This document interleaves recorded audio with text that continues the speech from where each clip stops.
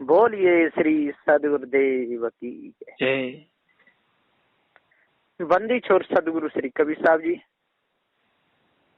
विश्व वंदनी संत सम्राट, भव से तारक, जीवों के प्रति दया करने वाले, सत्य बोध न्याय निर्णय का उपदेश देने वाले हुए।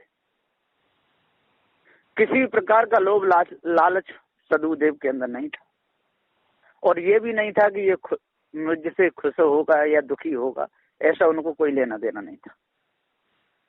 सदगुरुदेव जी सत्य का उपदेश देते थे,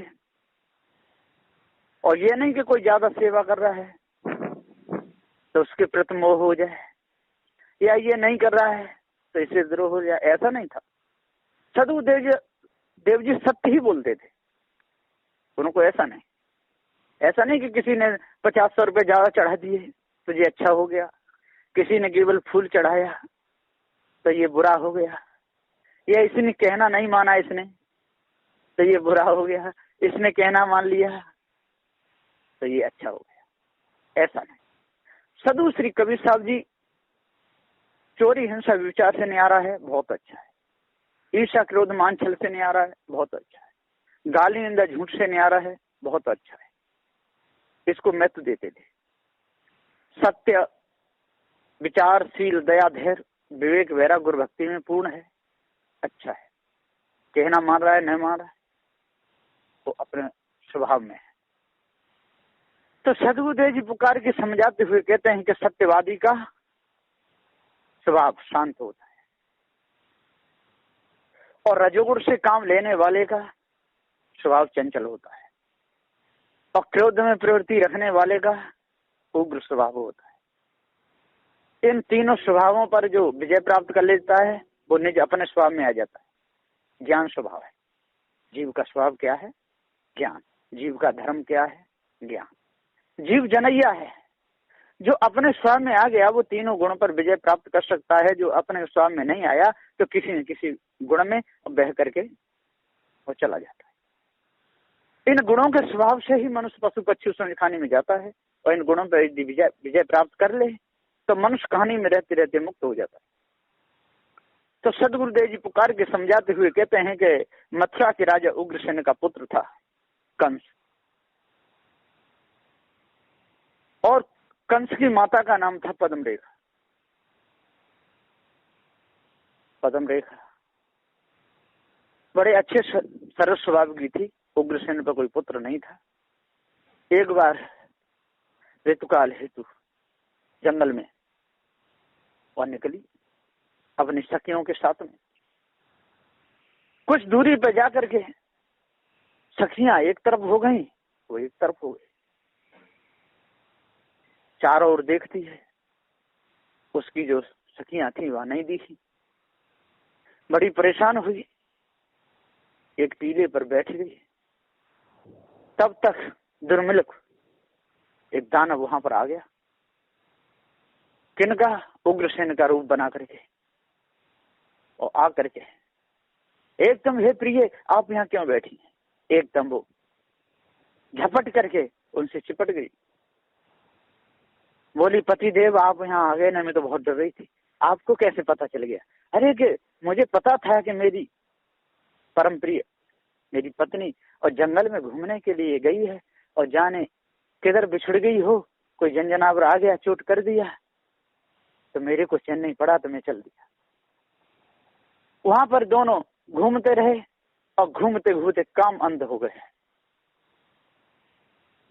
बाद में जब उसने अपना रूप बदला, दुर्मिलक रूप में आया, एकदम पद्म रेखा गिर गई। जीते ने क्या किया? तू तो दुष्ट पापी, तू यहाँ कैसे आ गया? उसने कहा, तू चिंता मत कर, तेरे गर्भ से ऐसा पुत्र पैदा होगा जो सब राजाओं को वश में कर लेगा, उससे सहज किसी की पार नहीं पड़ेगी। वहां से रानी महलों में पहुंचती है, उसके गर्भ पेट में ठहरा। 9 महीने बाद पुत्र पैदा हुआ। उसको एक बड़े से कलश में भर करके और जंगल में टंगवा दिया। उधर होके महाराज उग्रसेन घोड़े पर सवार होकर के निकल रहे थे।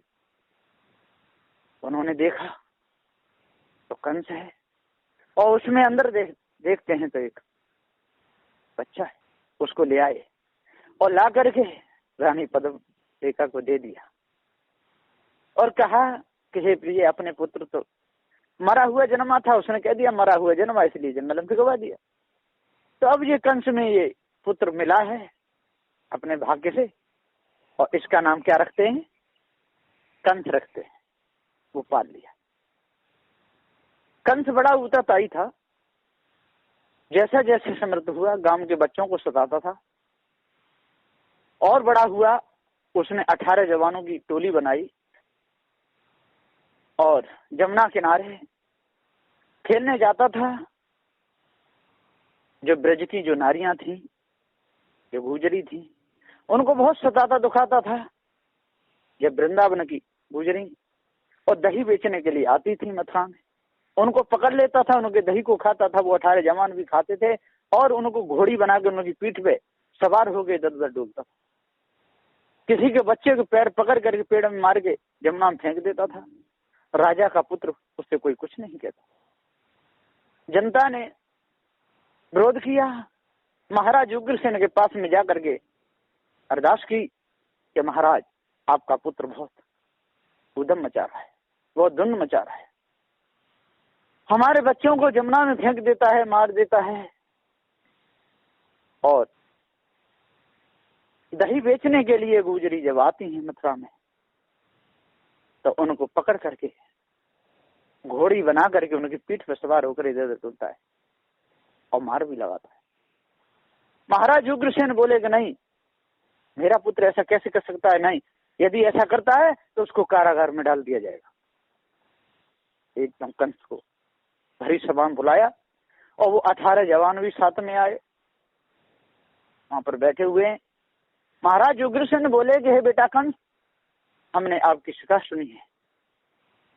ये सारे लोग आए और कह रहे हैं कि हमारे बेटों को सताते हैं, बेटियों को सताते हैं, और जो गुजरी आती हैं दही बेचने के लिए, उनकी पीठ पर सवार होकर के आप इधर उधर डोलते हो, हमारी बदनामी करते हो। ऐसा क्यों करते हो? उन्होंने सैनिकों को एकदम आदेश दिया, सैनिकों इसको पकड़ करके कारागार में डाल दिया जाए। जो इतनी बात सुनी, कंस उठ के खड़ा हो गया। 18 जवानों से बोला है, इस बुड्ढे को पकड़ लो, इसकी बुद्धि सटेगी, ये पागल हो गया, अब ये राज चलाने लायक नहीं।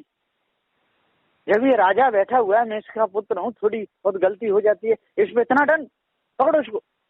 एकदम उग्रसेन को पकड़ लिया और उनके मुकुट को उतार के अपने हाथ से ही अपने सिर पे बांध दिया और धक्का दे के नीचे डाल के गद्दी पे बैठ गया और कहा कि सांकलों में इसको जकड़ो और मेरे सामने ले चलो। तलवार हाथ में लेके गया, अपने पिता को कारागार में डाल दिया। तो सदगुरुदेव जी पुकार के समझाते हुए कहते हैं कि जब एक हिस्सा होता है सतोगुण का और 2 हिस्से होते हैं रजोगुण के और पूरा होता है जब तमोगुण, तब ऐसी विधि सामने आती है।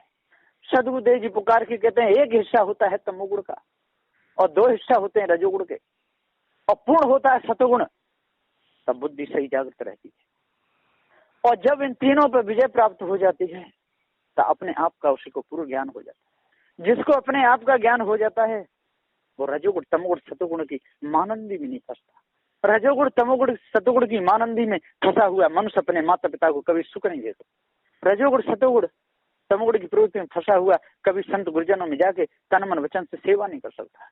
रजोगुण तमोगुण सतोगुण में फंसा हुआ मनुष्य के वाणी वचन अच्छे कभी हृदय से निकल नहीं सकते।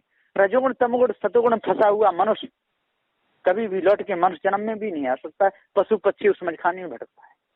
सदगुरुदेव जी यहाँ पुकार के समझाते हुए कहते हैं, कोई शंका भी करता है कि सतोगुण से और यदि शरीर छूटता है तो कौन सी खाने को जाएगा? तो सतोगुड़ी खाने को जाएगा। हिरण है, सतोगुड़ी होता है, खरगोश है, सतोगुड़ी होता है। इन खानियों में जाकर के दुख भोगता रहेगा। बहुत से पशु हैं वो सतोगुड़ी प्रवृत्ति में जीते हैं, बड़े सीधे सरल होते हैं, उन खानियों में जाकर के वासा करेगा। चंचल रजोगुड़ी वाला घोड़े खानी में बहुत चंचल होता है। और भी कई पशु होते, चीता बहुत होता है जो देख करके पीछे को हटता है, आगे को चोट करता है। इन खानियों में जाकर के और भारी दुख भोगना पड़ता है।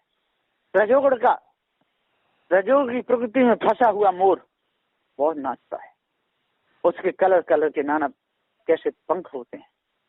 इसी पर तमोगुणी शेर भगर राचीते नाहर, इन खानियों में जाकर के जीव भटकता है। सदगुरु देव जी पुकार के समझाते हुए कहते हैं कि जब मनुष्य इन तीनों गुणों पर विजय प्राप्त कर लेता है, जब तीनों गुणों को अपने अधीन कर लेता है और जिस प्रकार से उन गुणों को हटाना चाहे हटा देता है और समय पर काम ले, हथियार की तरह तो काम ले लेता है, लेकिन अपने चित्त मन बुद्धि को बिगड़ने नहीं देता, अपने आचरणों को खराब नहीं होने देता, और जो इन पर विजय प्राप्त कर लेता है, इन तीनों गुणों की औषधि बना लेता है, वो पारखी है। और जो तीनों गुणों में फंसा रहा तो ना अपना भला कर पाएगा न दूसरे का। लोग कहते तो रहते हैं कि सतोगुण में जियो, रजोगुण तमोगुण सतोगुण को काम लो थोड़े रूप में, समय पर काम आए तो ले लो। हर समय सतोगुण में, हर समय सतोगुण में जीने वाले का अंतःकरण कभी भी पवित्र नहीं हो सकता जब तक पारख से काम नहीं लेगा, जब तक उसकी औषधि नहीं बनाएगा, जब तक विवेक विचार से काम नहीं लेगा, तब तक मनुष्य तीनों गुणों में बद करके अपनी भी हानि करेगा और दूसरे की भी हानि करेगा। बड़े बड़े हुए हैं सतोगुणी विष्णु थे, आप विष्णु के बद फैल सुनो है कितने हैं। ब्रह्मा रजोगुणी था, उसके बद फैल सुनो कितने हैं, उन्हीं के ग्रंथों में, हमको कहने की कोई जरूरत नहीं है। महादेव तमोगुणी थे, उनके बद फैल सुनो। दुर्वासा तमोगुणी थे, उनके बद फैल सुनो। विश्वामित्र रजोगुणी थे, उनके सुनो। सतोगुणी जो महाराज राम के कुलगुरु वशिष्ठ थे, उनके बद फैल सुनो। ये सबके अलग अलग सुनो। सदगुरु श्री कबीर साहब जी सत्य न्याय निर्णय का उपदेश देते हैं। मुर्दा से कुछ होता नहीं, जिंदगी से सब होए, और जिंदा की जो कदर करे मनुष्य कहा वैसो है। जो जिंदगी जो कदर करता है वो मनुष्य कहता है, और जो मुर्दाओं को पूजता फिरता है वो मनुष्य कभी नहीं हो सकता है। उसके हृदय में दानवता आती है। अभी वर्तमान में देख लो, जितने भी हैं राज चला रहे हैं, उत्तर प्रदेश के जो मुख्यमंत्री हैं उनका नाम क्या है? योगी आदित्यनाथ।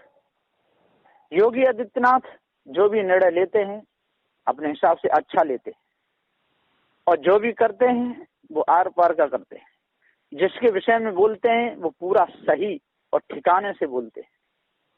अब बात रही हार जीत की, तो हार जीत में जनता की बात है, जिधर पलटे उधर जाती है। सत्यवादी जो होते हैं उनकी हार भी जीत होती है, सत्यवादियों की हार भी जीत है, और छल कपट से जीतने वाले उनकी जीत भी हार है। तो जो सत्य पर चले, जो सत्य न्याय से चले, जो सही काम करे, उसकी महिमा सारे संसार में होती है।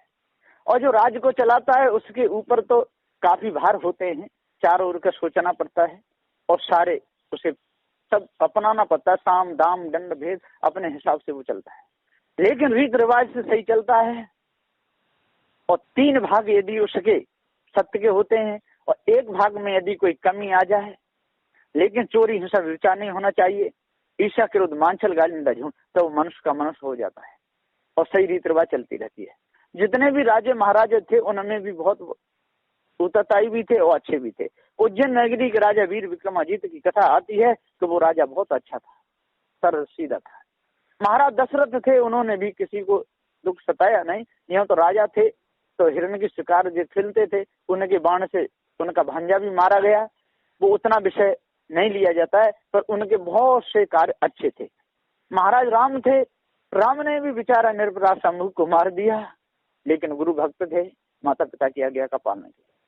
कृष्ण थे, कृष्ण के तो आज से अंत तक कितने कर्म खराब रहे, लेकिन कर्म खराबों को तो यहाँ छोड़ देते हैं, पार की संत उनको नहीं देते उनको, लेकिन उन्होंने अपने नाना की रक्षा की और अपने माता पिता की भी उन्होंने रक्षा की, काफी काम भी अच्छे किए।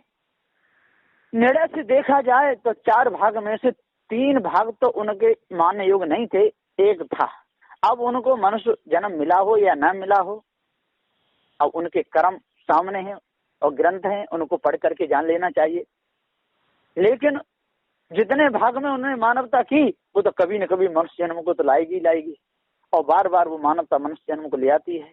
उतने संस्कार तो मनुष्य के पास रहते ही हैं, जीव के पास, जो पशु पक्षी उसमें दिखाने से मनुष्य खाने तक ले आए। और इसमें आकर के यदि उन्होंने अच्छे काम किए होंगे और उन 3 भाग को सही कर लिया होगा तो आज कहीं ना कहीं मनुष्य खानी में होंगे, साधु संत होंगे, कहाँ होंगे अब उनके जैसे कर्म। तो सदगुरुदेव जी यहाँ पुकार के समझाते हुए कह रहे हैं कि हीरा परा बाजार में रहा छा लपटाए, कहते ही मूर्ख पचमुए कोई पार्क लिया उठाए। इसलिए हीरा को उठाना चाहिए, जो सत्य न्याय निर्णय के जो वचन है, जो सत्य न्याय निर्णय है उसको उठा लेना चाहिए। और जो झूठ है, छल है, कपट है, राग है, द्वेष है, जो मानवता इनमें नहीं है, उनको छोड़ देना चाहिए। तो सदगुरुदेव जी पुकार के समझाते हुए कहते हैं कोई कितना भी ज्ञानी हो जाए, कितना विद्वान हो जाए, कितना भी लेखक हो जाए, सारे संसार को अपनी तरफ झुकाए ले, उसकी वाणी में बहुत आकर्षण हो, लेकिन तीनों गुणों पर यदि विजय प्राप्त नहीं किया और सत्य को यदि महत्व नहीं दिया तो उसका कोई भी महत्व सारे संसार में है ही नहीं। अब देखो अपने देश के प्रधानमंत्री नरेंद्र मोदी कोई भी काम करेंगे देश के हित में करेंगे, कोई भी बात सोचेंगे तो अच्छी सोचेंगे, जो भी विचार पग आगे बढ़ाएंगे अच्छा ही उठाएंगे। इतने पर भी कोई लोग उनको अच्छा भी कहेंगे, कोई लोग बुरे कहेंगे, लेकिन जिंदाओं से सारा काम होता है, मुर्दाओं से कुछ नहीं होता। यदि वो सारे इन देवी देवताओं को इकट्ठा करके पूजा करते रहे कि हमारे देश की रक्षा हो जाए, नहीं हो सकती। रक्षा होगी तो जिंदे लश्कर से ही होगी, जिंदे जितने भी जवान लोग हैं इनके द्वारा ही होगी। पढ़ाई होगी स्कूल में जिंदे मास्टरों के द्वारा होगी, पढ़ेंगे तो जिंदे ही पढ़ेंगे, न मुर्दा पढ़ा सकता है न मुर्दे पढ़ सकते हैं। इसी प्रकार से ये देवी देवता है, मनुष्य के हृदय की आस्था का सवाल है, लेकिन आस्था काम में नहीं आएगी, यथार्थता काम में आएगी। आस्था से यदि कोई आंख मीच के बैठ जाए, देवी देवता का नाम रटने लगे, भोजन बन के तैयार हो जाए, कभी नहीं होगा। और आस्था बनाए रहे हाथ से बनावे तो भोजन बन जाएगा। तो झूठी आस्था भी किसी काम की नहीं, उसको हटाना चाहिए। जो सत्य की जो आस्था है, जो जिन्नों के प्रति जो आस्था है और जो अपने देश को जो चला रहे हैं और सही रीति रिवाज से चल रहे हैं, इतने पर भी उनको कोई गलत कहता है तो उनकी भूल है। ऐसा नहीं करना चाहिए, क्योंकि घर में 4 बाल बच्चे होते हैं, उनके माता पिता होते हैं, उनके पास में कितना भार होता है, बहुत भार हो जाता है उनके सिर पर। जब वो 4 बच्चों से इतना भार होता है तो जिसके सिर पर पूरे संसार का भार हो, पूरे देश का, पूरे भारतवर्ष का यदि भार हो तो उसको कितना दुख होता होगा, कुछ तो होता होगा, कोई माने या ना माने। है नरेंद्र मोदी बहुत सोचते होंगे, बहुत विचारते होंगे, अब मुझे क्या करना चाहिए, जनता कैसे खुश रहे, है समाज कैसे सही चले, किस प्रकार से मानवता आवे, किस प्रकार से ये द्वंद्व मिटे, किस प्रकार से डाकू चोर लवार हटें, यही सोचते रहते हैं। तो हमें आदित्यनाथ जी तो सोचते ही होंगे, क्योंकि वो तो साधु है? और साधु से कम कोई नरेंद्र मोदी भी नहीं, क्योंकि वो भी साधु भेषी तो नहीं दिए, इसकी कोई बात नहीं। लेकिन उनकी प्रवृत्ति सही है, उनके विचार सही है, उनके निर्णय उनका सही है, और कोई माने चाहे न माने, सुखी दुखी तो सभी रहते हैं। ऐसा कोई संसार मनुष्य नहीं कहा इससे सब कोई खुश रहे हों, और ऐसा कोई संसार मनुष्य नहीं हुआ कि इसका सारे के सारे विरोध ही किए हों। कुछ न कुछ तो मनुष्य के अंदर अच्छाई होती हैं। तो सदगुरुदेव जी पुकार के समझाते हुए कहते हैं कि जितनी बुराइयां हैं उनको त्यागना चाहिए और सत्य व्रत को धारण करना चाहिए, किसी की हानि ना हो, किसी का बुरा ना हो, क्योंकि जहाँ दुनिया में से कोई न ले गो छाती पे धर के, कोई नहीं ले गया, न घर मकान को कोई ले गया, न धन संपत्ति को कोई ले गया, न बेटा बेटी को कोई ले गया, न कोई स्त्री न पुरुष को साथ ले गई, न पुरुष स्त्री को साथ ले गया, सबका सब यहीं पर छूट जाता है। और जैसे हमारे कर्म संस्कार होंगे उनके द्वारा हमारा आगामी जन्म होता है। तो सदगुरुदेव यहाँ पुकार के समझाते हुए कहते हैं कि हे भाइयों, हे ज्ञानियों, 4 वेद 6 7 18 प्राणों के ज्ञाता हो, विचार करो, संत गुरुजनों का सम्मान करो, संत गुरुजनों का मान करो, सत्य यथार्थ निर्णय की वाणी को अपने हृदय में धारण करो और झूठे छल कपट प्रपंच को अपने अंदर से निकाल दो, तब आपके अंदर मानवता आएगी। बस इन्हीं वचनों के साथ में मैं अपनी वाणी को विराम देता हूँ। बोलिए श्री सदगुरुदेव की जय।